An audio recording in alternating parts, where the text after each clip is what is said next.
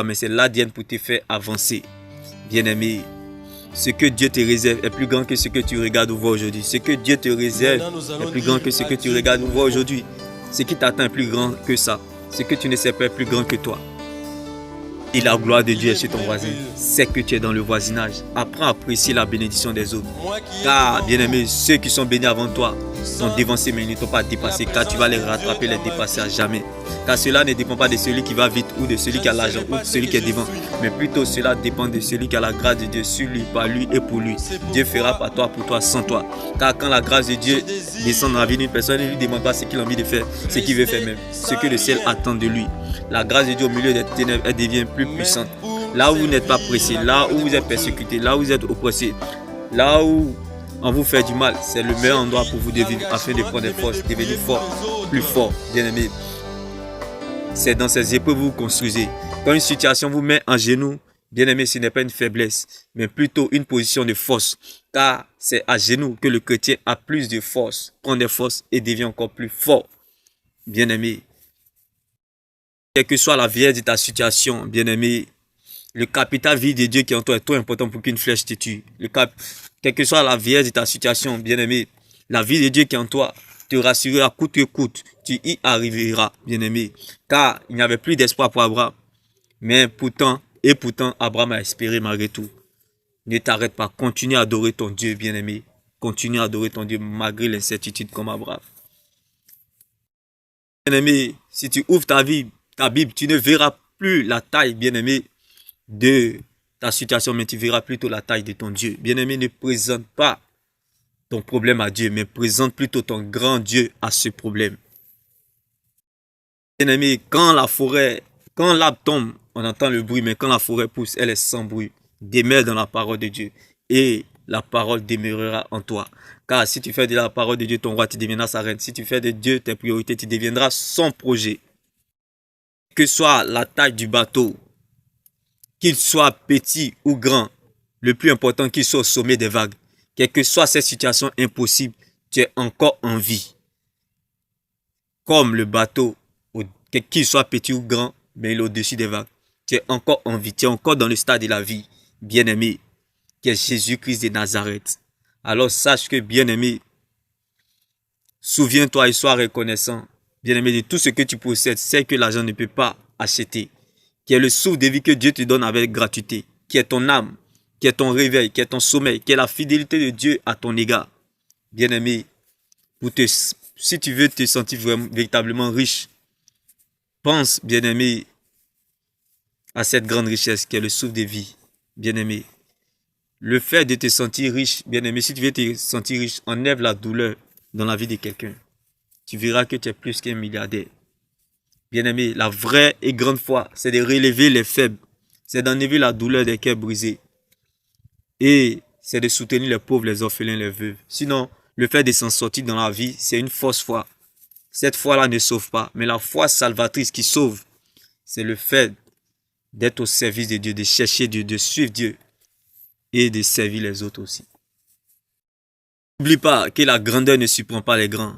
Tes épreuves sont liées à ta grandeur, bien-aimé. Les épreuves viennent en fonction de la foi que Dieu a disposée en chacun. Bien-aimé, chacun a ses épreuves taillées à sa propre mesure. Bien-aimé, chacun a une raison qui le fait pleurer. Mais ce que tu ne dois pas ignorer, bien-aimé, nous vivons plus sous la terre que sur la terre. Chacun mourra par sa manière de vivre. Bien-aimé, ce n'est pas la quantité d'années à vivre qui compte, mais c'est la qualité de vie que tu mènes dans ces années. C'est ce qui compte pour Dieu. Ce n'est pas ton rang social qui compte pour Dieu, mais plutôt ton rang dans le royaume de Dieu. Bien-aimé, n'oublie jamais, bien-aimé, que Jésus-Christ est la lumière du monde. Car bien-aimé, Jésus-Christ a fait beaucoup de miracles, mais il a beaucoup guéri les aveugles. Parce que l'œil est la lampe du corps. Qui dit corps parle du temple. Qui dit temple parle, bien-aimé, de l'église. Qui dit église parle du royaume des cieux. Qui dit royaume des cieux parle de la lumière. Bien-aimé, équivaut, bien-aimé, qui parle de lumière parle de la vie, bien-aimé, qui équivaut le chemin, la vérité, qui est Jésus-Christ de Nazareth. C'est pour cela que Jésus-Christ est la lumière du monde. Bien-aimé, n'oublie surtout pas que la preuve et la valeur, la raison de ton existence, c'est ton salut en Jésus-Christ. Ne laisse personne te priver de ton éternité, qui est l'enjeu majeur de ton existence. Reste focalisé sur le Seigneur Jésus-Christ seul. Bien-aimé, on ne devient pas grand sans Dieu. Avec Dieu, ton avenir est certain, mais sans Dieu, ton avenir est incertain. On ne fabrique pas la célébrité, bien-aimé. Accusation n'empêche pas élévation. Les gens peuvent fabriquer la célébrité, mais l'élévation vient toujours de Dieu. On peut fabriquer la célébrité, mais l'élévation vient toujours de Dieu. Le brisement est le meilleur moyen que Dieu utilisera, bien-aimé, pour t'élever, bien-aimé. Car il n'y a pas de gloire sans brisement. N'oublie surtout pas, la longue attente est le meilleur moyen que Dieu utilisera afin que lorsque tu sors de là, tu ne l'oublies jamais.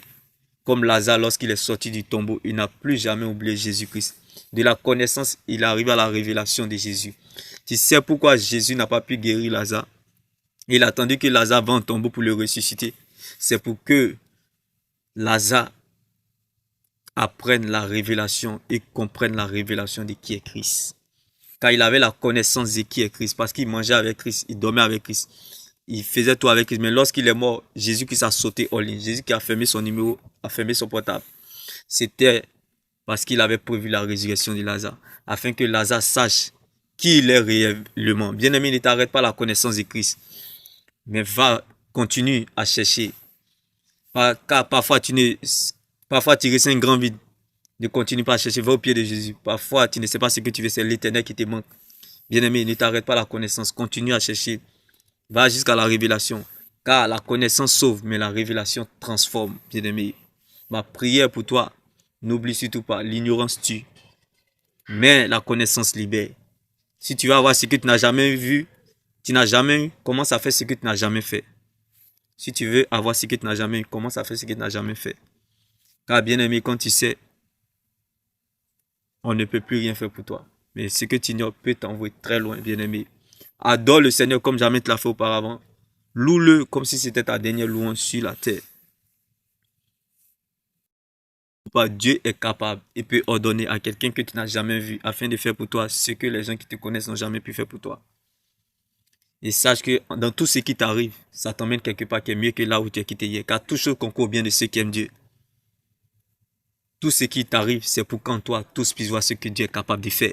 Tout ce qui t'arrive, c'est pour qu'en toi, tous puissent voir ce que Dieu est capable de faire. Ne surtout pas que personne ne t'enlève dans ce couloir, qui est l'amour. Sois comme un crocodile dans l'eau. Reste dans l'amour. Ne quitte pas l'amour. Demeure dans l'amour. Le poisson va beau tourner, mais ne sera jamais caïman. Donc, on va beau te faire du mal, bien-aimé. Mais reste dans l'amour, ne quitte pas l'amour. Demeure dans l'amour. Car ceux qui t'offensent, la majorité de ceux qui t'offensent, ce sont des personnes qui manquent d'amour, qui ont besoin d'amour. Alors donne-les un peu d'amour. Car bien-aimé, ce n'est pas en restant dans la boue comme eux, tu les rendras propres. Bien-aimé, que personne ne t'enlève dans ce couloir-là, qui est l'amour. Reste dans l'amour, demeure dans l'amour, ne quitte pas l'amour, habite l'amour, demeure l'amour. Car le Dieu que nous adorons aime les enfants d'amour, car c'est un Dieu d'amour, Jésus-Christ de Nazareth. Ma prière pour toi, que ta foi soit ferme dans une fidélité absolue, dans la persévérance soutenue par une adoration agréable à Dieu. Que ta foi ne s'appuie pas sur les émotions ou les sentiments, mais plutôt sur ce que Dieu dit, sa parole, bien-aimé. Dieu t'aidera parce qu'il t'a vu. Surtout pas, malgré tout, Dieu t'aime. Malgré tout, Dieu t'aime. Ne te localisera jamais en fonction de ton passé, mais plutôt en fonction de ton futur. Le passé est une opportunité du futur. Bien-aimé, en Jésus qu'on oublie le passé. Amen. Bien-aimé, car toutes les choses anciennes sont passées, toutes choses sont devenues nouvelles en Jésus-Christ. Il n'y a plus de condamnation en Christ. Alors, tout ce qui est malédiction est nul sans effet contre ta vie, car une malédiction sans cause est nulle et sans effet, une condamnation sans preuve est nulle et sans effet. Pas les moments les plus précieux de notre existence, c'est lorsqu'on est seul avec Dieu. Vaut mieux grandir en secret avec Dieu que devant la foule. Pour mieux vivre, il faut vivre caché. Parfois, la sagesse nous emmène à nous taire. Parfois, fermer la bouche, bien-aimé, est le signe prophétique que Dieu te rendra juste. Bien-aimé, l'humilité, c'est de reconnaître la valeur de ceux qui t'ont aidé lorsque tu étais en bas. La vraie humilité, c'est de se dire, sans Dieu, jamais je ne pourrais y arriver.